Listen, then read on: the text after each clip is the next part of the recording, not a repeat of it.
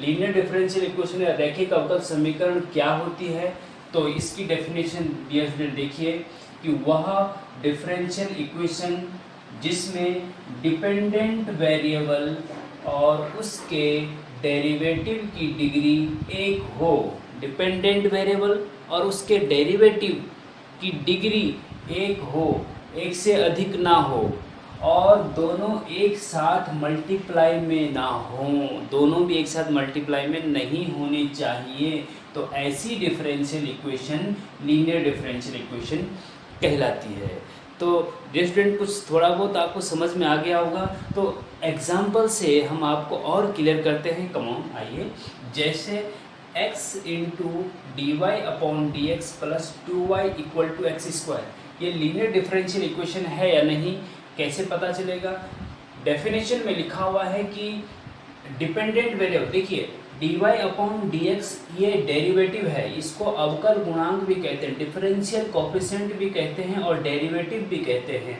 तो इसमें क्या है कि जो ऊपर होता है वो डिपेंडेंट वेरिएबल होता है और जो नीचे होता है वो इंडिपेंडेंट वेरिएबल होता है। तो दैट मीन्स कि y डिपेंडेंट वेरिएबल है और x इंडिपेंडेंट वेरिएबल है, स्वतंत्र चर और परतंत्र चर dy अपॉन dx। तो जो x इंडिपेंडेंट वेरिएबल है और y डिपेंडेंट वेरिएबल है, तो डेफिनेशन के अकॉर्डिंग कि ऐसी डिफरेंशियल इक्वेशन जिसमें डिपेंडेंट वेरिएबल यहाँ पे y है, तो डिपेंडेंट वेरिएबल y की पावर 1 होनी चाहिए। y यहाँ पे ये है, तो इसकी पावर क्या है? देखिए इसकी पावर कुछ नहीं है तो 1 है। अगर इसकी पावर हम 2 लिख देते तो ये फिर लीनियर डिफरेंशियल इक्वेशन नहीं रहेगी। तो इसकी पावर 1 है, मतलब कुछ नहीं है पावर, तो इसका मतलब 1 होता है। तो इसकी पावर 1 है, डिपेंडेंट वेरिएबल की पावर 1 है, और उसके डेरिवेटिव y का डेरिवेटिव क्या है? dy बटे dx। इसकी पावर भी होल पावर यहाँ पे क्या है? कुछ नहीं, मीन्स 1 है, तो इसकी पावर भी 1 है, और दोनों डिपेंडेंट वेरिएबल y और डेरिवेटिव dy बटे dx मल्टीप्लाई में नहीं है एक साथ। x का मल्टीप्लाई तो है dy बटे dx के साथ, लेकिन y का नहीं है। तो ये दोनों कंडीशन अगर ये सेटिस्फाई कर रहा है तो इसका मतलब ये लीनियर डिफरेंशियल इक्वेशन है। ठीक है डियर स्टूडेंट, समझ में आ गया? अच्छा नेक्स्ट, अगर नहीं समझ में आया तो देखिए अगला एग्जाम्पल हम आपको बताते हैं। Number 1 example, number 2 example. d2y upon D X square plus 3xy equal to 5, ये लीनियर डिफरेंशियल इक्वेशन है या नहीं? तो देखिए ये d2y upon D X square क्या है? डेरिवेटिव है, अवकल गुणांक है, लेकिन ये सेकेंड डिग्री का है, सॉरी सेकेंड ऑर्डर का है। डिग्री तो होल पावर को कहते हैं, ऑर्डर मतलब कितनी बार डिफरेंशिएट, ये एक बार डिफरेंशिएट था, ये 2 बार डिफरेंशिएट है, तो ये d2y upon D X square second order derivative है ये, तो कोई दिक्कत नहीं, ऑर्डर कोई सा भी हो, लेकिन लीनियर के लिए हमें डिग्री 1 होनी चाहिए। तो इसकी पावर 1 है, डिपेंडेंट वेरिएबल y है यहाँ पे, इसकी पावर भी 1 है, और डेरिवेटिव की पावर भी 1 है, और डेरिवेटिव के साथ डिपेंडेंट वेरिएबल y का मल्टीप्लाई भी नहीं है। तो दैट मीन्स कि ये भी लीनियर डिफरेंशियल इक्वेशन है। ठीक है डियर फ्रेंड, अब नेक्स्ट एग्जाम्पल देखिए, number 3 example, X square into D Y बटी डी एक्स की power 3 plus 3xy equal to 2x। अब देखिए डियर स्टूडेंट, ये लीनियर डिफरेंशियल इक्वेशन है या नहीं, कैसे पता चलेगा? अच्छा देखिए, डिपेंडेंट वेरिएबल यहाँ पे y है, इसकी पावर 1 होनी चाहिए, कहीं y है, ये है, इसकी पावर 1 है, ठीक है ओके। और उसके बाद डेरिवेटिव की डिग्री भी 1 होनी चाहिए। यहाँ पे डेरिवेटिव dy बटे dx की इसकी होल पावर क्या है? 3 है, डिग्री 1 नहीं है, 1 से अधिक है, 3 है। दैट मीन्स कि ये लीनियर डिफरेंशियल इक्वेशन नहीं है। ठीक है डियर स्टूडेंट, उसके बाद आगे चलिए, 4th एग्जाम्पल से और क्लियर हो जाएगा आपको कि y इंटू डी वाई बटे D x plus 3xy equal to 7, ये लीनियर डिफरेंशियल इक्वेशन है या नहीं? तो देखिए डिपेंडेंट वेरिएबल यहाँ पे y है, यहाँ पे y है, ये भी है, ये भी है, इसकी पावर 1 है, तो ठीक है कोई दिक्कत नहीं। फिर उसका डेरिवेटिव डी वाई बटे डी एक्स, इसकी होल पावर भी 1 है, वो भी ठीक है, लेकिन दोनों का मल्टीप्लाई आपस में नहीं होना चाहिए। डिपेंडेंट वेरिएबल y और डी वाई बटे डी एक्स का मल्टीप्लाई एक साथ नहीं होना चाहिए, यहाँ पे एक साथ है, इसका मतलब ये लीनियर डिफरेंशियल इक्वेशन नहीं है। ठीक है डियर स्टूडेंट, तो आपको उम्मीद करता हूँ कि लीनियर डिफरेंशियल इक्वेशन समझ में आ गया होगा।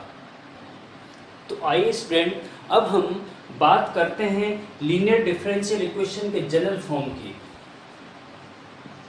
General form of linear differential equation of first order linear differential equation की बात करेंगे हम यहाँ पे, ठीक है। First order linear differential equation का जो जनरल फॉर्म होता है डियर स्टूडेंट, वो ये होता है, इसको आप याद रखिए, dy/dx plus py equal to q। ये बहुत इम्पोर्टेंट है, ये लीनियर डिफरेंशियल इक्वेशन का जनरल फॉर्म होता है, जहाँ या where p and q are function of x या कांस्टेंट, ठीक है dear student. General form of linear differential equation dy/dx plus py equal to q, जहां p and q are function of x। देखिए यहाँ पे dy/dx ही होगा plus यहाँ पे p होगा, p की जगह पे x का कुछ फंक्शन होगा, यहाँ y ही होगा, इक्वल टू q की जगह पे x का कोई फंक्शन होगा या कांस्टेंट कुछ होगा। q की जगह 2 भी हो सकता है, 0 भी हो सकता है, 2x भी हो सकता है, x² भी हो सकता है, कुछ भी हो सकता है, मतलब x का फंक्शन होगा या फिर 0 कांस्टेंट होगा। p की जगह पे x का कोई, y एज इट इज ऐसे ही रहेगा, dy/dx एज इट इज ऐसे ही रहेगा। और दूसरी चीज, जनरल फॉर्म में dy/dx जो होता है उसका कोफिशिएंट हमेशा 1 रहना चाहिए, dy/dx के आगे कुछ नहीं होना चाहिए। अगर डिफरेंशियल इक्वेशन आपको सॉल्व करने के लिए आती है और dy/dx के आगे कुछ होता है तो पहले उसको वहाँ से हटाना होगा, तभी उसको सॉल्व कर सकते हैं, ठीक है डियर स्टूडेंट। स्टूडेंट, अब आप general form of linear differential equation of first order समझ गए होंगे।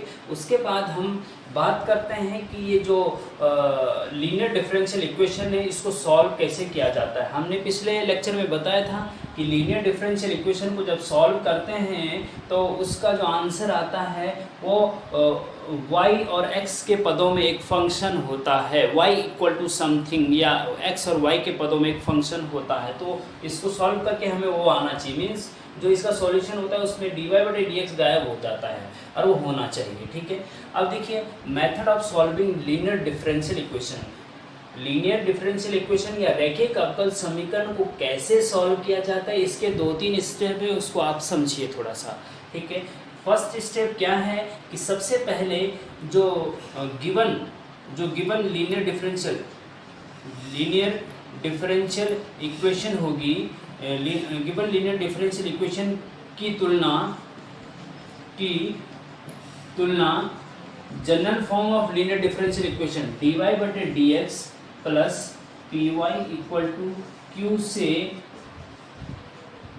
करेंगे और p एंड q की वैल्यू निकालेंगे, ठीक है डियर स्टूडेंट। उसके बाद सेकेंड स्टेप में हम क्या करते हैं, इंटीग्रेटिंग फैक्टर निकालते हैं। इंटीग्रेटिंग फैक्टर क्या होता है, वो ये इसको याद रख लिए, इंटीग्रेटिंग फैक्टर होता है e की पावर इंटीग्रेशन pdx, जो p निकलेगा वो यहाँ पे रख देना है, e की पावर इंटीग्रेशन लगाएंगे, p की वैल्यू रखेंगे dx, और उसको सॉल्व करके इंटीग्रेशन करके जो आएगा वो इंटीग्रेटिंग फैक्टर है। इंटीग्रेटिंग फैक्टर निकालेंगे, ठीक है डियर स्टूडेंट। उसके बाद थर्ड स्टेप में आप गिवन लीनियर डिफरेंशियल इक्वेशन के बोथ साइड इंटीग्रेटिंग फैक्टर से गुणा कर देंगे या मल्टीप्लाई कर देंगे, ठीक है डियर स्टूडेंट। और उसके बाद जब given linear differential equation both side multiply कर देंगे तो मल्टीप्लाई करने के बाद हमारे पास एक कंडीशन बनेगी, ऑटोमेटिक वो कंडीशन बनती है, वो बनती है d/dx ब्रैकेट में इंटीग्रेटिंग फैक्टर इनटू y, ऐसा ऑटोमेटिक बन जाएगा D upon D X integrating factor into Y. जैसी भी लीनियर डिफरेंशियल इक्वेशन होगी आपका लेफ्ट साइड ऐसा बन जाएगा, क्योंकि इसको आप फर्स्ट फंक्शन सेकंड फंक्शन से डिफरेंशिएट करेंगे तो फिर आपको वही मिलेगा जो लीनियर डिफरेंशियल इक्वेशन में होता है। D upon D X integrating factor into Y और इक्वल टू हो जाएगा q इंटू इंटीग्रेटिंग फैक्टर। उसके बाद नेक्स्ट स्टेप में आप क्या करेंगे कि बोथ साइड इंटीग्रेशन कर देंगे, इंटीग्रेशन बोथ साइड।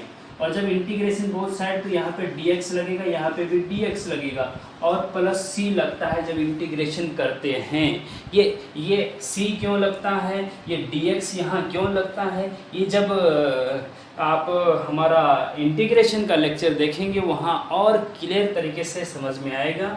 उसके बाद देखिए डियर स्टूडेंट कि इसका इंटीग्रेशन करने के बाद, अच्छा नेक्स्ट स्टेप फोर्थ स्टेप हम यहाँ पे लिख दे रहे हैं डियर स्टूडेंट, देखिए यहाँ पे लिख दे रहे हैं, ठीक है, क्योंकि यहाँ नीचे दिखाई नहीं दे रहा है। तो D upon D x integration करेंगे तो उसके बाद देखिए integration D upon D x, इसमें क्या होता है, एक प्रॉपर्टी है इंटीग्रेशन और डिफरेंशिएशन की, डिफरेंशिएशन हमेशा इंटीग्रेशन का अपोजिट होता है। तो इंटीग्रेशन और डिफरेंशिएशन एक साथ है, अपोजिट है, तो इसका मतलब इससे ये हट जाता है या कट जाता है। तो इंटीग्रेशन से डी अपॉन डी एक्स हट जाएगा, केवल ये बचेगा आपके पास जब इंटीग्रेशन करेंगे। तो वो होगा integrating factor into y equal to integration Q into integrating factor dx plus C. इसको सॉल्व करके जो y और x के पदों में जो फंक्शन आएगा वही आपका आंसर होगा। तो डियर स्टूडेंट अब हमने लीनियर डिफरेंशियल इक्वेशन को भी समझ लिया और लीनियर डिफरेंशियल इक्वेशन को सॉल्व करने का मेथड भी मोटा मोटा समझ लिया है। अब हम एक एग्जाम्पल से लीनियर डिफरेंशियल इक्वेशन को क्लियरली सॉल्व करेंगे, फिर आपको क्लियर तरीके से समझ में आ जाएगा कि लीनियर डिफरेंशियल इक्वेशन को कैसे सॉल्व किया जाता है। उसके आधार पे आप बहुत सारे क्वेश्चन अपने आप कर सकते हैं। और तो देखिए एक एग्जाम्पल से हम क्लियर करके बताते हैं, आप ज़रा ध्यान दीजिए इस पे अच्छे से। तो एग्जाम्पल लेते हैं dy upon D x minus y upon x equal to 2x square. ये लीनियर डिफरेंशियल इक्वेशन का एग्जाम्पल है, ठीक है। इस लीनियर डिफरेंशियल को आपको सॉल्व करना है। इसमें एग्जाम में आपको जो क्वेश्चन आएगा वो आएगा solve the linear differential equation dy upon D x minus y upon x equal to 2x square. इसको आपको सॉल्व करना है। तो कैसे सॉल्व करेंगे डियर स्टूडेंट, तो इसको इक्वेशन 1 मान लीजिए, ठीक है, इक्वेशन 1 मान लीजिए। अब सबसे पहले हम क्या करते हैं कि general form of linear differential equation से इसकी कंपेयर करते हैं, ठीक है। तो नाउ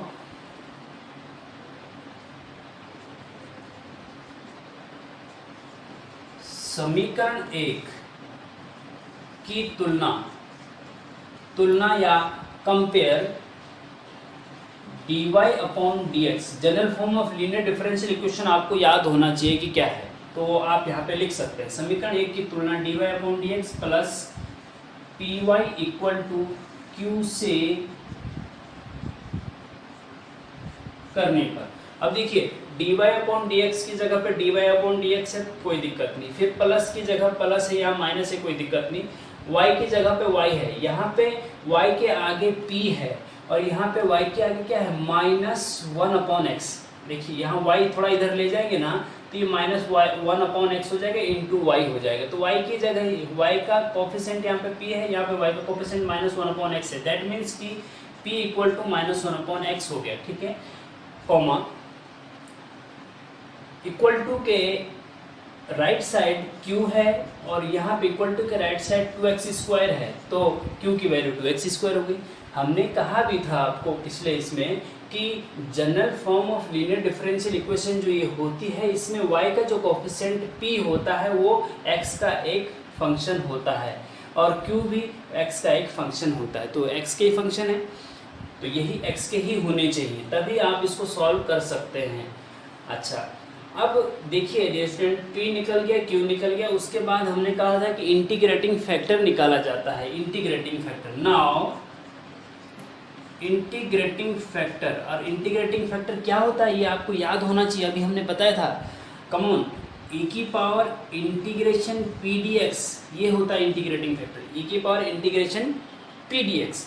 अच्छा, e की पावर इंटीग्रेशन p की जगह पे -1/x रख दीजिए और dx इक्वल टू e की पावर -1/x का इंटीग्रेशन क्या होता है, माइनस तो कांस्टेंट वैल्यू बाहर ले लीजिए, माइनस बाहर आ जाएगा, कोई दिक्कत नहीं, ठीक है।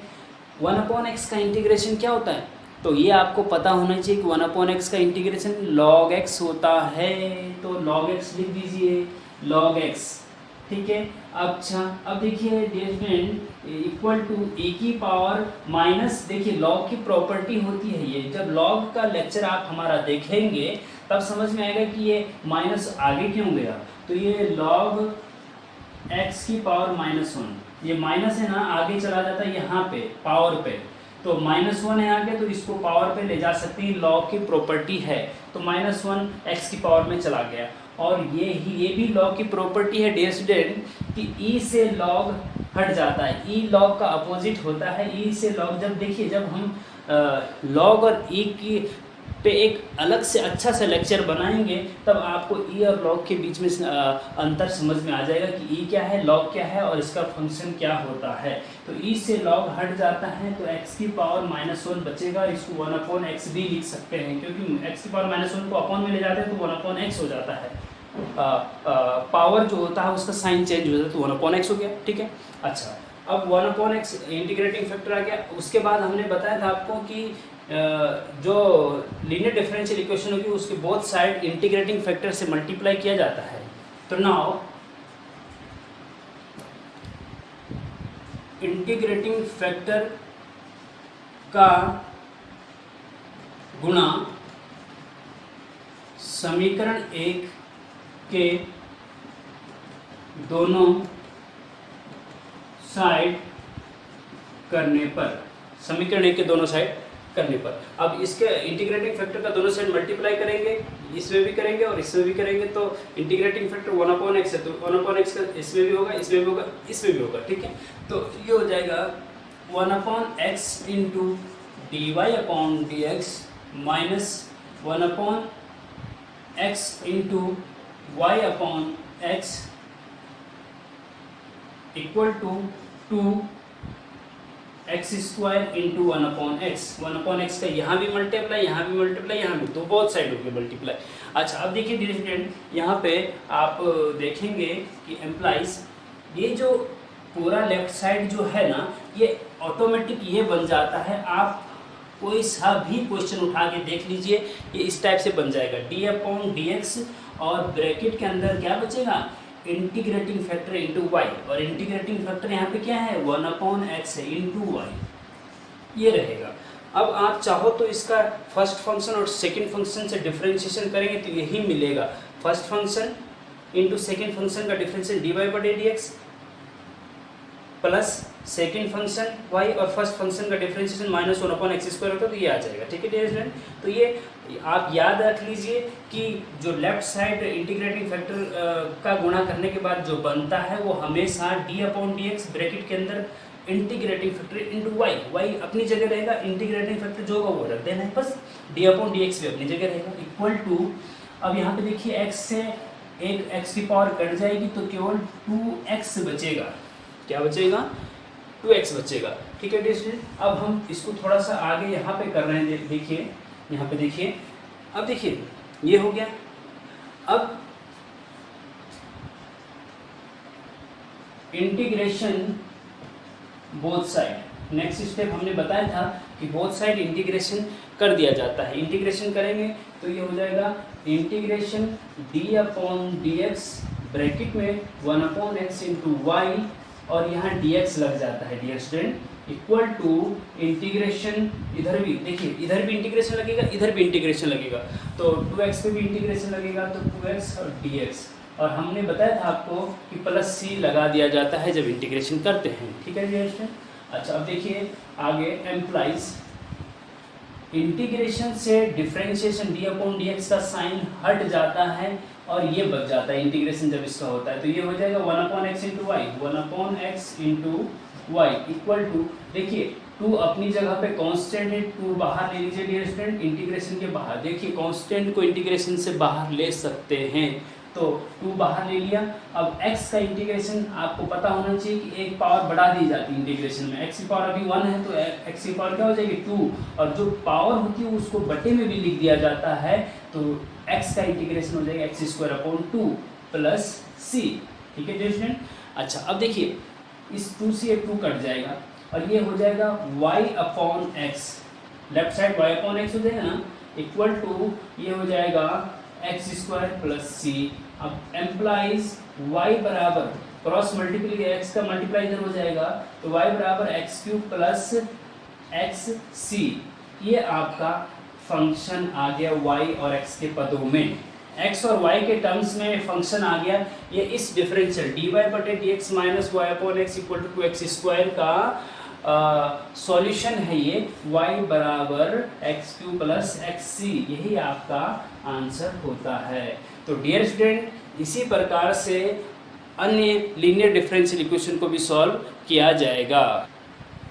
तो डियर स्टूडेंट इस प्रकार से लीनियर डिफरेंशियल इक्वेशन को कैसे सॉल्व किया जाता है ये आपके समझ में आ गया होगा। अब हम आपको होमवर्क के लिए 2 क्वेश्चन दे रहे हैं, इससे आप इसको सॉल्व करके आप हमें कमेंट बॉक्स में आंसर दीजिए, और जो और कुछ क्वेश्चन उससे संबंधित और भी कुछ पूछना हो तो आप कमेंट बॉक्स में हमें क्वेश्चन पूछ सकते हैं, हम जवाब देने की पूरी कोशिश करेंगे। देखिए होमवर्क में क्वेश्चन नंबर 1 देखिए, x log x dy/dx plus y equal to 2/x into log x। देखिए डियर स्टूडेंट इसको थोड़ा सा हिंट हम ये दे देते हैं, क्योंकि जो general form of differential equation linear differential equation वो है dy/dx plus py equal to q, ठीक है।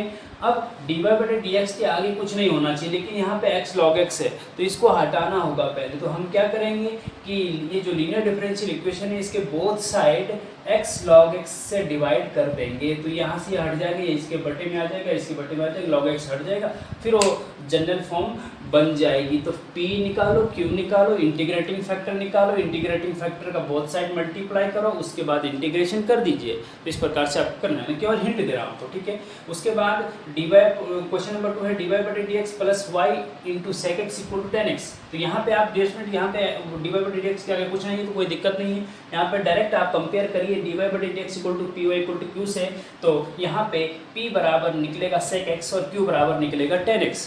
तो इस प्रकार से आप इंटीग्रेटिंग फैक्टर निकालेंगे, इंटीग्रेटिंग फैक्टर का इसके बोथ साइड मल्टीप्लाई कर देंगे, फिर इंटीग्रेशन बोथ साइड कर देंगे, ठीक है। इस प्रकार से हो जाएगा।